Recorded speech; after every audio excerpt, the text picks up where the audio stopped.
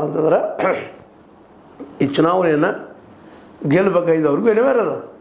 ಯಾಕಂತಂದ್ರೆ already SI ನಡೀತದೆ. ಅದು ಯಾರಿಗೆ ಲಾಭ ಆಗ್ತದೆ, ಯಾರಿಗೆ ಹಾನಿ ಆಗ್ತದೆ ಅಂತ ಹೇಳೋದು ಭಾಳ ಕಷ್ಟ ಅದ. ಅದರಲ್ಲೂ SIR ಮೇಲೆ ಏನಪ್ಪ ಆರೋಪ ಅದಪ್ಪ ಅಂದ್ರೆ BJP ಪರ ಅದು ಕೆಲಸ ಮಾಡ್ತದೆ ಅಂತೇಳಿ ಜ್ಞಾನೇಶ್ ಕುಮಾರ್ ಅವ್ರ ಮೇಲೆ ಸಾಕಷ್ಟು ಆರೋಪಗಳಿದ್ದಾವೆ. ಬೇರೆ ಬೇರೆ ರಾಜ್ಯಗಳಲ್ಲಿ SIR ಆದ ನಂತರ ಅಲ್ಲಿ ವಿಶೇಷ ವಿರೋಧ ಪಕ್ಷ ಗೆದ್ದಿದ್ದೇ ಇಲ್ಲ. ಆದರೆ ಇತ್ತೀಚೆಗೆ ನಡೆದಂಥ ಕೇರಳ ಮತ್ತು ತಮಿಳುನಾಡಿನಲ್ಲೇ ವಿರೋಧ ಪಕ್ಷಗಳು ಗೆದ್ದಿದ್ದಾವೆ.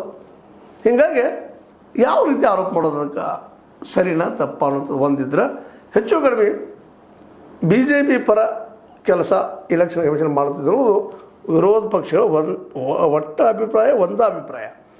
ಹೀಗಾಗಿ DKಶಿ ಅವರು ಸಹಿತ ಈ ಚುನಾವಣೆ ಬಹಳಷ್ಟು ಚಾಲೆಂಜಿಂಗ್ ಅದ. ಯಾಕಂದ್ರೆ DKಶಿ ಅವರು ಇವತ್ತು CM ಆಗಿದ್ದಾರೆ. ಮೊನ್ನೆ ಪರಿಷತ್ ಚುನಾವಣೆ ಗೆದ್ದರು. ಮೋಸ್ಟ್ಲಿ ಇನ್ನು ಮುಂದೆ ಬರೋ ಚುನಾವಣೆಗಳು ಗೆಲ್ಬೋದೇನೋ ಹೇಳಿಕ್ಕೆ ಸಾಧ್ಯ ಇಲ್ಲ.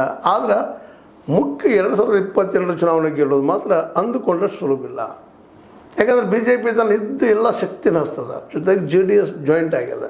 ಇಬ್ಬರು ಜಂಟಿಯಾಗಿ ಕಾಂಗ್ರೆಸ್ಸನ್ನು ಎದುರಿಸುವಂಥ ಒಂದು ದೊಡ್ಡ ಪ್ರಯತ್ನ ನಡೆದಿದೆ. ಅದರಲ್ಲೂ ಈ ಸಲ ಸಿದ್ದರಾಮಯ್ಯನವರು ಎಷ್ಟು ಪ್ರಮಾಣದಲ್ಲೇ